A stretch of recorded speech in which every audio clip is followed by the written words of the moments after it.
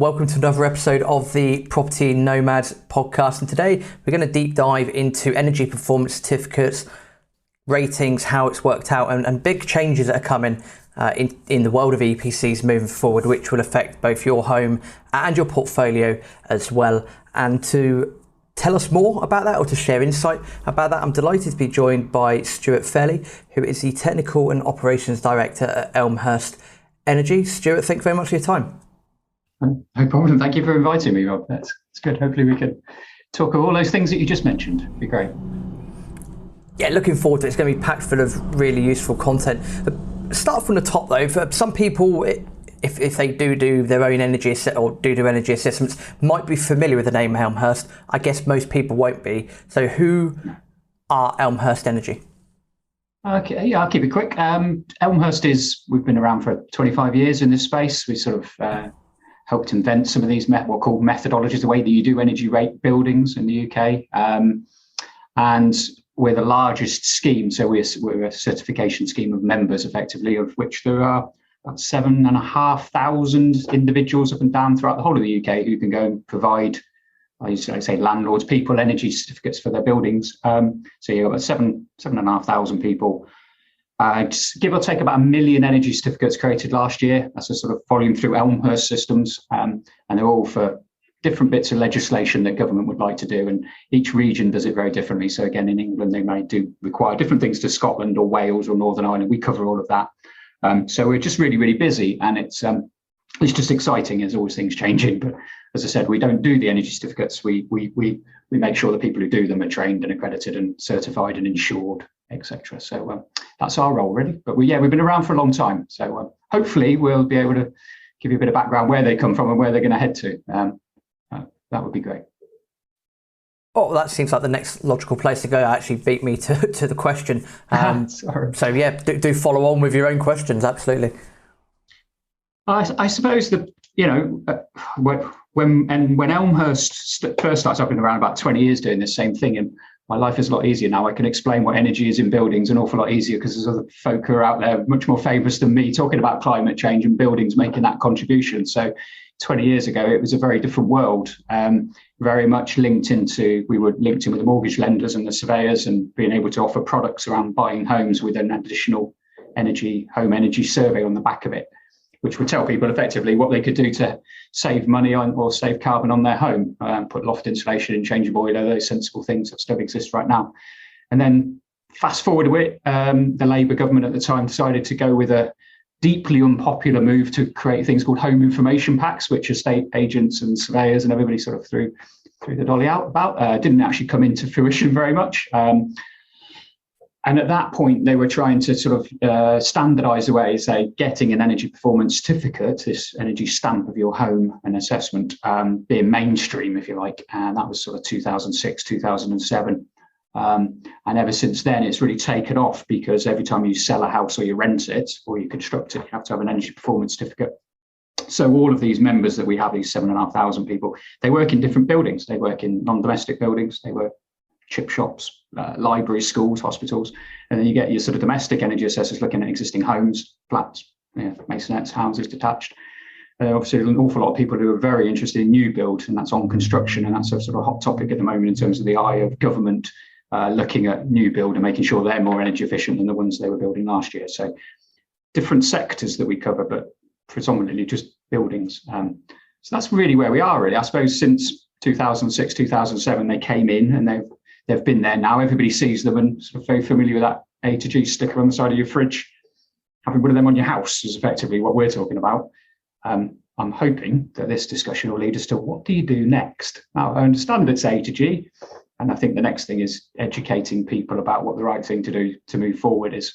And I think that's sort of certainly in the last few years seems to be the challenge and the questions we certainly get asked. What's next? Why is my house not very good? So hopefully we can sort of chew the fat around that, really, and see where we may end up.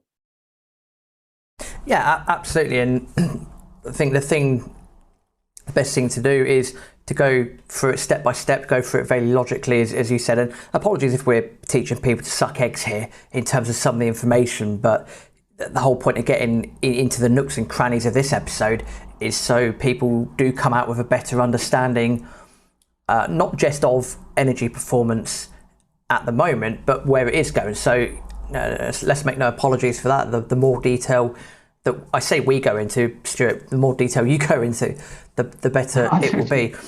Most people, again, will be familiar with energy performance certificate, A being pretty much as good as you can get at the moment, G being at the very bottom, not very good at all. But there's a multitude of reasons why you can get high ratings and why you can get low ratings, and that does change from time to time. So if you can give a snapshot of what generally at the moment would constitute a building getting A or B versus at the very bottom an F or a G. Yeah, I think the interesting challenge, I suspect, is that there aren't many A's. Let's keep it simple. In the UK, very few new builds would actually get to be an A rated, believe it or not. In fact, most people think I'm buying a new home, it's going to be energy efficient, and that's simply not true. They are. Don't get me wrong, they're better than an existing home, an older property. But they're not AA all the time. Going back to A levels and GCSEs where you get A star and stuff. We haven't had to get there yet. Most of them, certainly if they meet the new build regulations and they're on gas, they'll probably be Bs. That would be a fair reflection of where new build sits at the moment. So if you think you're buying a warm, cheap to run home and you're buying new build, that's sort of B, which then starts saying, well, what about my 1950s semi? What about my, pre-1900 terrace house? What does that look like? And that's when you start to see quite rather the difference between sort of F's, G's all the way, up to your A's and B's. And it's not that you can't get them there. It just becomes quite difficult, more challenging and more difficult because you're dealing with a retrofit of an existing property. So I always like to think of an energy assessment as, yes, it might assess your building right now, your home, and it might give you a not very nice rating. It might say it's F and G, but the good news is there's always a potential. And on that rating, which you refer to as the HG sticker, there's always another column that says you could get here. The problem is that costs money, and that's obviously the downside to getting from F and a G up to a C or a B or something like that. You're going to have to start to invest in the property to get that to be more energy efficient. And I suspect most landlords, and it comes down to which is the right one to do at the right time. Predominantly, which is the cheapest one to do first, and which gives the most bang for your buck. But the energy certificate, the good thing is that it gives you that information, and having a chat with the energy assessor, they'll probably be able to tell you that within 30 seconds at the end of their assessment. So, well, actually, these are the things. So the good news is always something you can do. Bad news is they can't all be A rated. It's just impossible. Government know that. We all know it. There's, a limit on an older property, how far it can be improved. So, but good news, the energy assessment itself and the certificate will tell you that. And it's, in my mind, quite clear. People do concentrate on just the rating as it starts, but I think you should look at the potential as well. And the sort of the carrot of getting there is that you'll have lower fuel bills and it'll be better for the environment and you'll save carbon and everything else that comes with that. So yeah, that's really the energy certificate. Sorry. No, but I appreciate it. Sounds like me interrupting there. And being an energy assessor myself, I think I've done an episode on it a little while ago about different ways you could potentially improve your home. But rather than me run through it, could you just run through some of the examples that people might see on their energy performance certificate? Again, I personally don't think they're rocket science. It's really just simple things like, I say simple things, you've got loft insulation, topping that up, fabric, improving the fabric. That's the key, is getting your walls to be warmer if they're cavity walls. You can get cavity insulation, or if they're solid, you can put some solid wall insulation. It's pretty expensive, but it would make a big difference. It makes the building warmer. Then after that, you're looking at the technology that's in it, your boiler, your hot water cylinder, your controls, all of those things that mean that you might use less fuel to heat your home and produce hot water. You can do that more effectively with a newer type appliance, depending on what that is. Some people, have open fires, people have older gas boilers, people have electric. There's such a mix of different things out there. And as you go through, normally the more modern stuff will be a bit more efficient. And so, yeah, if you can compartment a fabric approach to your building, get that warmer. And then again, then there's stuff inside it that, it's costing you money to run, your heating, your hot water and your lighting. They can all be improved if majority of the time. And again, the EPC would say that. It would say you've got one of these and it could be improved. If you've actually really got a very, very efficient boiler, it won't suggest to put another one in because you've already got a good one. Go and spend your money elsewhere. It will identify the areas that could be improved. So yeah, That's probably cylinder insulation would be another easy one I always think of. The amount of houses I've been to and they've got a copper tank in there and the towels are being warmed on it. It's not the smartest thing. It costs an absolute arm and a leg to do that, and it's not very efficient when you want some hot water. So again, the energy certificate says things that hopefully in a cost-effective way, how to improve. I've definitely seen my fair share even of copper tanks and people heating various bits and pieces on them. Let's leave it at that. So that's energy performance certificates in a nutshell. You need one to, if you're a landlord, I'm hoping that you'll know this already. Yeah. You need one if you're renting. If you haven't got one, find someone to do one and get it done ASAP, because that's punishable. We get quite a hefty fine for not having them. And also, Stuart, if I'm not mistaken, there are exceptions to the rule of what I'm just about to say. If a property is rated at an F or a G, nowadays, you're not able to let that out or at least start a new tenancy. Correct, can you just go into that a little bit more, please?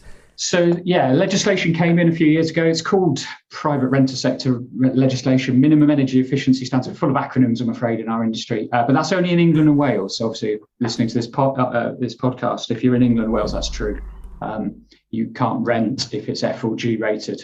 So the idea is that you do an energy assessment, find out what your property is, and then you need to get it to an E at the minimum to be able to rent it. Obviously, it'd be better if it went through those barriers because your tenant would have a lower fuel bill and a warmer property. But point being is the regulations request E at the moment. There's a transition. You can't bury your head in the sand and say, well, it's not going to happen. The government have been very clear and upfront that milestone is going to change over the years, all the way up to C-rated properties. Depending on which region you're in, it's all different. 2030, Boris will say something next week that will change the mind. It'll be 2028, 2020. There's all sorts of noise coming out of the various government departments, but the legislation is only in England and Wales at the moment. Northern Ireland's just consulting on it. So if you've got any listeners over there, they're just talking about how to introduce it. A consultation on my desk, you can't see it. So they're saying we're going to introduce something like that and asking people what they think. And Scotland was about to do it before COVID. And just at the last minute, they delayed the legislation in their private sector to be the same F and G. They believe that after the elections, which I think is May, they'll probably come out and put that back onto the time into the legislation to impact into the private rented market into Scotland as well. So again, any listeners north of the border, you know this one's coming soon as well. So, but it is a starter. I think that's probably the one thing. I know it sounds horrific that, oh my God, what am I going to do? These F and G rated properties, I can't let them. I have to say I've spoken to an awful lot of assessors, lots and lots of people. They're not that difficult to get to ease, most of the time. Certainly, it's not a challenge. I think the challenges will come further down the line when you're trying to get them further up the north of that scale. But again, they're not there. That's not the legislation just yet. But picking up on something, Rob, you mentioned that there is exemptions. So if you can't do it, there is a way out to say, I can't do that because of, and there are some legitimate reasons why people can't do it. And again, go and speak to your energy assessor. They'll be able to say, this is the reasons why, and that's where you want to look on this particular government website. There's the exemption register for certain types of properties. And we'll try and put a link to that in the show notes. I mean, the first exemption, the major exemption that came to my mind, and please do add more, Stuart, was if property's listed, because obviously listed properties could be quite fiddly. And then that's a whole different world of planning, possibly, etc., etc. Are there any other things that I'm not thinking of that are quite major exemptions? Yeah, it's all sorts of different ways of saying it's not cost effective to do it. It alters the value of the property. There's 2, 3, 4, 5 different types, and actually we could spend an entire pod session on this trying to understand it. It becomes very legalese. But I think what most people, and certainly we've found, is that they've just said, this is how to get to that, to be property to be better and warmer. And to be honest with you, it's also, as you get properties warmer and better, they're actually going to look after them. So the fact you less mold and less condensation and stuff, heat generally would help those properties. So even for the landlord, the next tenant, etc. So there is an exemption, but again, going into the detail here, we'll just get lost. But I think you point them into the direction of it. There is an ability to not do it if you don't have to. But as I said, the vast majority of properties are certainly complying to the sort of the current legal requirement, as far as we can see. In terms of getting into the nooks and crannies, you just said, people listening to this and they're thinking, actually, that's something I want to hear. drop me an email, rob@tpmpodcast.com. And sort of spoken off air, Stuart and myself, Stuart's happy to appear and do more in-depth stuff if that meets the demand of you listeners. So if that is the case, email me, rob@tpmpodcast.com. Bit of a grey area, Stuart, that we're just going to go into, and you've just alluded to it slightly, that different white papers, Boris might say something next week, etc, etc, etc. For England and Wales, what is the rough state of play at the moment? Because I've heard different things, 2030 in some places, 2035, they want to get rid of gas boilers, things must be a minimum of a C. I'm not as attuned in as you would be. So what are you hearing at the moment about what is potentially around the corner for England and Wales? Where to start? How long's a piece? Every different. I think if you break up the market into different places, there's different rules and different laws and different regulations, without even going into the different regions. So, for instance, we're talking here predominantly about rental market, and obviously that has its own legislation, which is kind of very clear, and it's telling you it's going to be this. And then over time, there's no date, by the way, don't quote me, but certainly they're ratcheting up through to a D and then to a C, and where they'll take that, don't know. They haven't set milestones and deadlines on any of that yet, but there will be those backstops that they've committed to. UN will have zero carbon, etc. 2030. You are right; it sort of changes, but the intent is there. But coming back to how I was going originally, there's other sectors that, again, you may have some listeners. You've got social landlords who look after, social rented properties. Well, they've had these targets for donkey's years. So, to be honest with you, they're really energy efficient properties buying social landlords, because they've invested in cavity wall, loft insulation boilers, etc. over a number of years, because they meet other government legislation and rules and requirements. The biggest sector that isn't catered for at all is owner occupied. So the vast majority of properties are owner occupied. And the government have recognised this. So the direction of travel and the sort of what's going on really is in that sort of sector at the moment, if that makes sense. They're trying to understand how they can motivate the average person, Mr. and Mrs. Average, Mr. and Mrs. Smith, or whatever, how they can go and say, how am I going to improve my home? What have I got to do? And the only thing that they've got at the moment is when you sell your house, you get an EPC. Well, lots of people don't sell houses. I know the market's going pretty crackers at the moment, which is great, but actually there are people who don't move and never will move, and therefore don't understand the energy efficient of their house. So there's lots and lots of movers and what I would call legislative drivers. And what they're doing quite cannily, and it will affect rental market, by the way, is they're starting to lean on what I would refer to as a sort of professionals. It's sort of like the idea that solicitors and lenders. So at the moment, the big push is on banks and mortgage lenders to start to understand how they lend in this space, whether that's to landlords or for buy-to-let mortgages or to owner occupiers. They're trying to get sort of them to take ownership of what they lend in terms of EPCs. So they're basically saying, look at your stock. Are you responsibly lending? Have you got the climate change emergency? This is a buzzword, isn't it? You read the newspapers. And I'm putting some figures onto those guys, and that's certainly everybody we're talking to. There's an awful lot of sort of big lenders are starting to talk to us to understand what it might look like, and they're being put under pressure to sort of responsibly lend, and also then encourage people to do things. So if you're F&G, you could lend somebody some more money to top up to do the loft or change the boiler. So as I say, there's an awful lot of activity that's going on in lots of different places. And some of them are quite unusual. It's sort of like you normally would deal with maybe the Ministry of Housing, for example, and we're talking about house sales and sort of building houses. And then we've suddenly got the Business and Energy division down in Whitehall, and they've got lots of sort of different policy spiels and talking to lots of innovation. And then, of course, we're talking in tax, and sort of maybe there's an opportunity here to change the way that we do tax on houses. And so lots of noise, nothing, I wouldn't say nothing concrete, that's a bit unfair on it really. They're doing lots and lots of consultations, and I know if you've ever seen our website, we spend an awful lot of our time responding. There's been 100 in the last couple of years that all talk about energy in buildings. And we just have to tell government and all the civil servants, well, we think this, we think that. They're telling us what they think, and how they're going to take lots of these policies and bring our homes up. Long been accused of being, the worst performing homes in Western Europe. We've heard that in certain news, and from an energy point of view. And I think the government are now realising that we've got a big climate change conference in Glasgow at the end of the year, and they need to start to have some good news stories. So I'd say this year is going to be quite interesting in terms of what they're trying to make people do and how they're going to motivate us to make our homes better and all our buildings, office space, etc. as well. But homes, I think, is the big embarrassment bit.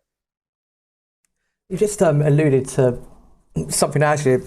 You mentioned about the least energy efficient buildings in Western Europe. In your opinion, is that just down to the way in which over the years we have built our housing stock, or is that just a case of no one's really been paying much attention and now we're playing catch up? Probably a bit of both, really. I think we've always had regulations. We've always tried to encourage people to build homes that are better. Obviously, every year, every 10 years, you sort of have a different driver on that respect. But I think energy's just gone under the radar. There's been more important things, life, the fact the building will stand up, and it's got fire regulations for obvious reasons, and you've got some safety, and they've always taken precedence. And as I said, in the last, say, you asked me 20 years ago, if I said to you, well, we're all about energy efficiency, save the planet, well, this was a bit of a joke, really. It's like, yeah, whatever. Actually now it's mainstream. It's really mainstream, and people are sitting up and going, blimey, this is actually, it's a really good thing to do. So I think times have shifted and attitudes have seriously shifted, and actually consumers are actually demanding it now. Not as much as probably they should, but again, it's all been kept away from them. Why would you tell somebody your house isn't very energy efficient? They don't need to know that. It's near a nice school. It's got a nice driveway. Well, these are really important things. Don't get me wrong. But I think actually what your fuel bill might be, and over the course of that year living in it, it might be quite interesting. So I think people are starting to demand a little bit more, and government are getting cute now. They're starting to say putting the levers out there with professional bodies who have got a bit of a vested interest in this space. And as we all know, money makes the world go round. Once the banks start getting interested, it suddenly changes it up a notch. So I think all roads are leading towards more energy efficient buildings. But I think unless we bring the consumers along with us, then it's always a bit of a fight. It's always somebody telling you it's a good thing to do, which is, it's never going to win. We're not very good as a country when somebody tells you have to do this. I think it's much, much better when the particular person thinks, actually, this is what I want to do. And this is much more, this is what would make my life a bit better, and my family's life a bit better. I think that's when you sort of start winning a bit more. We shall see. I think that's certainly the direction I'm seeing. It made me laugh about the bit about we don't like being told what to do. That is ingrained. It's just a British thing. It's absolutely ingrained in our culture and history. If we get told to do something, we'll probably flip the bird, say a few choice words, and Absolutely, yeah. Of course, we're a bit rebellious, but we've got a few thousand years of that. But I think each of them, obviously each region gets to choose now. It's sort of devolved government, so they can do different things, but essentially they're all doing the same thing. They're just making new buildings more energy efficient through building regulations. They're looking at lots of, as I said, little policies and regulations in different spaces. And I go back to that. I think you've got your drivers in the private rent sector pretty clear. They've told you where we're going to go. They're not going to waver. They're just not going to say, oh, you know what, we'll forget about that. This climate change is not really happening. They're going to drive that through. And in the social landlords, well, they're already doing it. The owner occupied, they're going to start looking at banks and lenders, trying to get them to be engaged and making them do something in that space. I've seen a consultation out about looking at your tax, or looking at how you do. I've seen a proposal recently. It was really interesting about stamp duty. Having a look at that and saying, could you link it into that type of approach we've talked about for years at Elmhurst? Getting people who live in poorer, polluting homes, if that's the right word, maybe they pay a little bit more. I don't know. And it's a very dangerous game though, because you could end up with people who are what I would refer as fuel poverty, being the people that are most affected, and actually they're the people you need to support. You've got to try and drive other people to make good decisions who have a few quid, that could actually make a difference. But I think that's where the latest government looking is in terms of legislation and regulations, but sort of watching space. I do think they're going to start saying stuff soon this year, I think, just simply because of the UN. As I come back to that, if we're chairing something that's that big, I think they're going to have some quick wins this year. Well, fingers crossed, hopefully so. And we'll put a link in the show notes to the Elmhurst website if people do want to find out more over time. By all means, go and check out the Elmhurst website. Just a side note on that, actually, Stuart, I remember studying environmental economics at university, this is 12, 13 years ago. And I remember coming away from doing that module for a few months and this is 12 years ago or whatever it was, basically saying it's very sensitive to put a price on environmental factors. I mean, it's probably one of the most incredibly challenging things you could do, because you're going to have the flip side of, oh, well, it's priceless, etc., etc. Fine, I get that. But at the same time, as you just said, if you're then going to pay more tax because you live in a property that's got, I don't know, an E or F rating, as you just said, could affect quite a lot of the poorer parts of the country. But conversation for a different time. Just a side thing there. I think there's you use the word unintended consequences when they try and do the right thing. There are always something that's affected that you might not have seen and planned for, and therefore you've got to make sure that you're absolutely right. You don't put people who are in the worst places into even further debt. And that, absolutely. Yeah. In terms of new builds, and I'm not a developer by any stretch of the imagination. People that are listening to the podcast, there are going to be some that are experienced developers. There's going to be some people that are thinking about getting into development. You touched upon changes that have been implemented in building regs and making new builds more energy efficient. Can you go through some examples of what's coming recently, and again, a couple of things that might be in the pipeline? Yeah, big change. So currently we have if we're dealing with England and Wales, all the other regions have got them. They're just certainly different letters of the building regs. But if it's the energy and conservation part of the building regulations, part L in England and Wales. So you currently apply to this, and it sets your house got to be X amount efficient. It's based on carbon, by the way. So your amount of carbon the property is allowed to emit.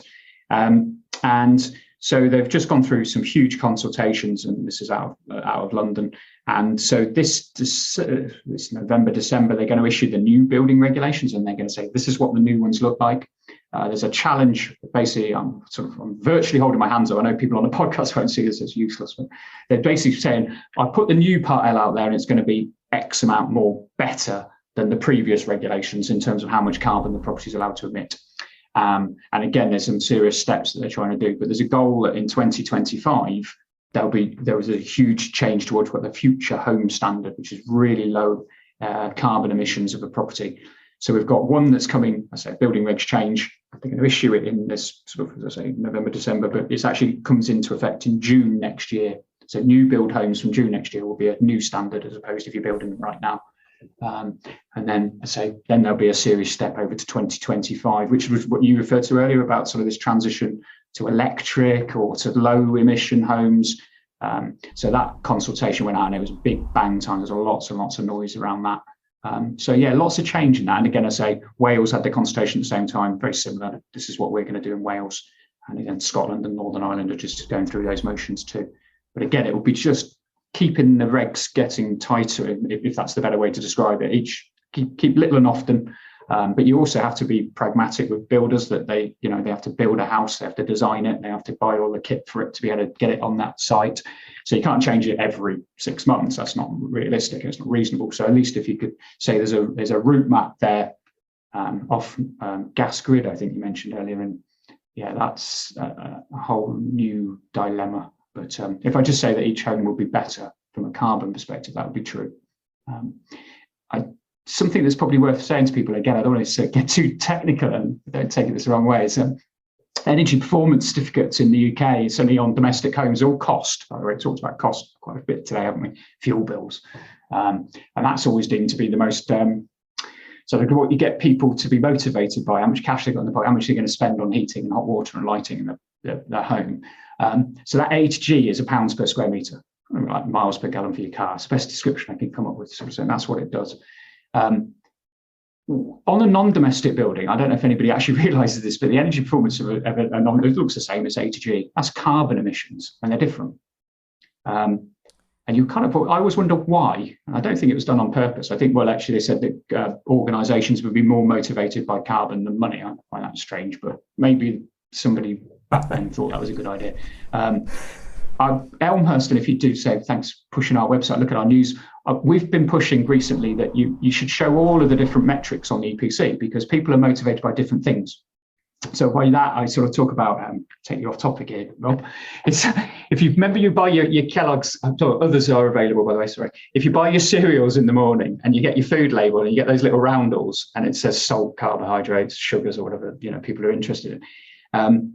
the best thing is it's visible, it's obvious. So if you're a diabetic, you're going to look at the sugars, presumably. If you're, a little bit overweight, you might look at the fats. And people will choose the right thing. So rather than dictate to people that, as I say, the EPC, which we're very proud of, etc., is cost, well, give them everything. The EPC should say carbon, it should say cost, and it should say true energy, which is this thing called kilowatts. You will see that on your fuel bill. So that's the amount of energy the house needs. This one is how much it costs to run, and this one, the other one, is how much carbon it emits.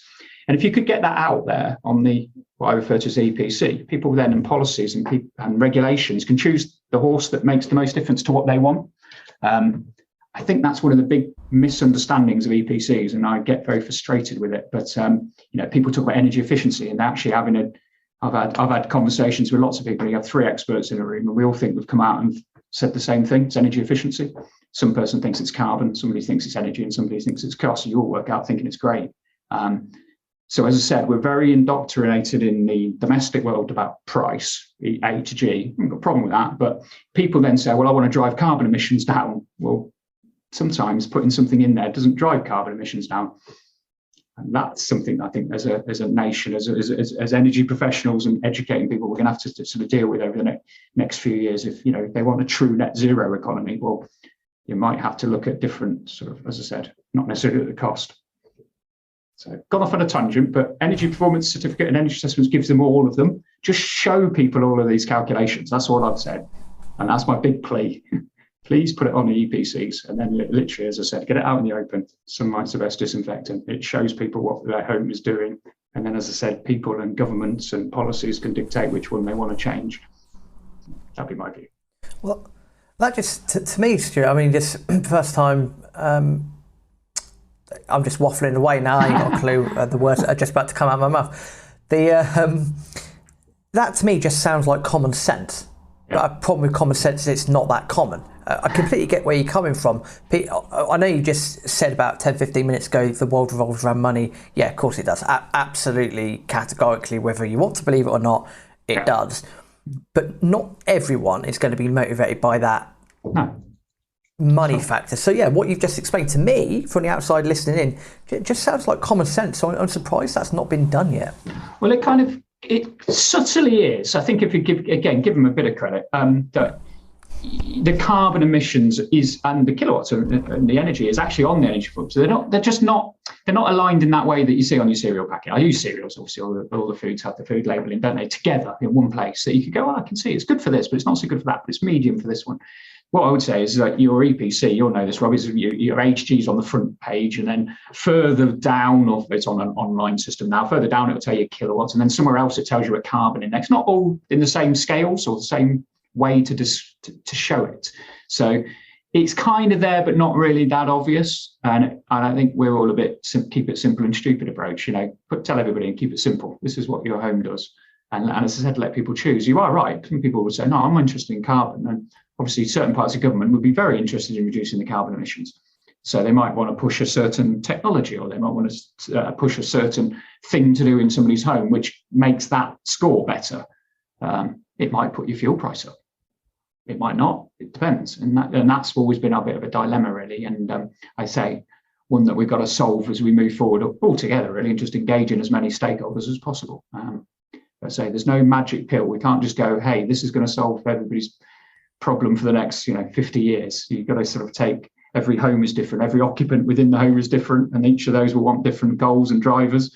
So you have to work with what we've got and help people get where they want to go, rather than tell them that they have to go in that direction. So in terms of people helping themselves, and what I mean by that is it's always important to have some form of understanding, have a desired outcome as well, have an understanding of what's going on. And it's always important to mention to people that there's, in my opinion, there's always some form of funding, grant funding, etc. There's always some form of funding out there, whether it come from government or local council, wherever. There is always some form of funding out there. So on the back of this Green Homes Grant, which, again, there was mixed reviews from it. Some people loving it. Some people found it incredibly difficult. Government pulled it recently. I'm sure there'll be more grants and so forth moving ahead. suppose the point I'm trying to make is, if people are listening to this, try and find the eco person at your council, local council, because it's worth asking the question once a year, and keep an eye out for government grants. What was your opinion on the Green Homes grant? Was it one of those ideas, good idea, but not executed very well? And what were your thoughts on it? And do you think there's going to be more of the same moving forward as we develop and change our thoughts on carbon? I'll try and answer that as best I can. First, if you're in England and Wales or Northern Ireland, if you go to the Energy Performance Certificate Register, that's exactly where you'll find all the links to government grants and funding. So the idea is, because it's an online portal that's owned by the .gov, they should be able to click through and say, hey, this is the latest thing. That's the intention of government. I think that's a very smart move, rather than a physical PDF document that's very dusty after a day. It's only as good as the day it was created on. So the move to this portal is really, really powerful, I think. So that's the first tip I would say. If you go there, they should always link you off to whatever government funding is available. Green Home grants was less about energy efficiency, if I'm being frank. It was about giving people jobs. It was about, if you read between the lines, it was about creating a green infrastructure, getting people doing green stuff. It really wasn't linked to what I would refer to as doing an energy assessment of a house and taking them through the journey of how to make the home better. It was very much about getting going again, getting the economy going, and that was the most important thing. So I think you're right. It had good intentions and had good spirit. And actually, as the proof in the pudding, it took off right in the last week. It's sort of like, it needs people to be skilled and educated and to be able to do the installs of these things that they needed to do. And unfortunately, it just didn't last long enough for the actual industry and the stakeholders who needed to come on that journey, because it came out of nowhere and was virtually gone before the people had finished up training and signing up to all the certification schemes, which is expensive for installers especially, and all the other people you need to be able to do this in a quality assured manner. So will it continue? I don't think it's going to continue under Green Home Grant name, but yeah, by nature, I think the government have recognised that they need to do something in the space. And BEIS, which is the Government Department for Business, Energy and Industrial Strategy, they're the people that are saying any policy that comes out of government will hang upon this framework. And the framework's called, acronyms, PAS 2035, a British standard of how to do retrofit properly in buildings. So homes, there's a non-domestic one being written as we speak. And that framework is being used with, you mentioned, the eco policy. And the eco policy is the big one at the moment. It's the only real game in town for normal folk, if you like. It's the energy company obligation scheme, where power and utility companies have to spend X amount of their profits on helping buildings become better. And that one's going to use this PAS 2035 model of improving in a quality assured manner. So that's the direction of travel, in terms of start with an assessment of your building and then go, right, what are we going to do with it? It's sort of an engineer's approach, really. Well, you could do X, Y, and Z to that building, and then you go and find out how to actually do that in a proper way and get quality assurance around those installs there in a whole house manner, rather than single measures, which is the government have done for as long as I can remember. Which, yeah, it might work, but it's not a whole house approach. It's just, you could have this and there's some money for it. So I said long answer there. So sorry if that confused, but yes, there's lots that will occur, and they'll all use this. As I said, this PAS 2035 is a standard of how to do it well, and that's certainly where all the people are running around. I say all the people, stakeholders in this space of energy efficiency and measures and installs, are certainly trying to get to.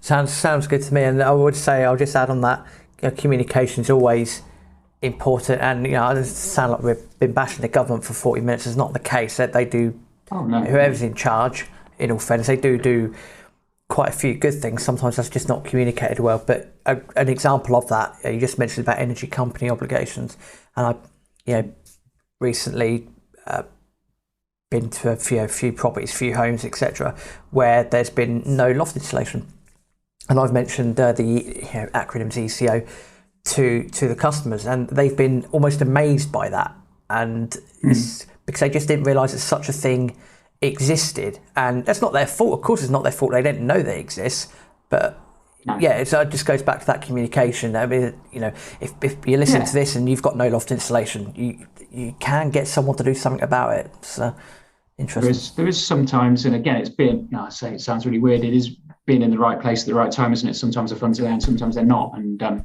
ticking the right boxes, I always don't like that, but unfortunately that's the way of the world with some of these grant funded mechanisms for doing this. But as I said, I think if they can get that website correct, at least it would steer people to the place they need to go to be able to improve their home. But you are right, but yeah, it seems it's not quite joined up at the moment. I think probably the best description.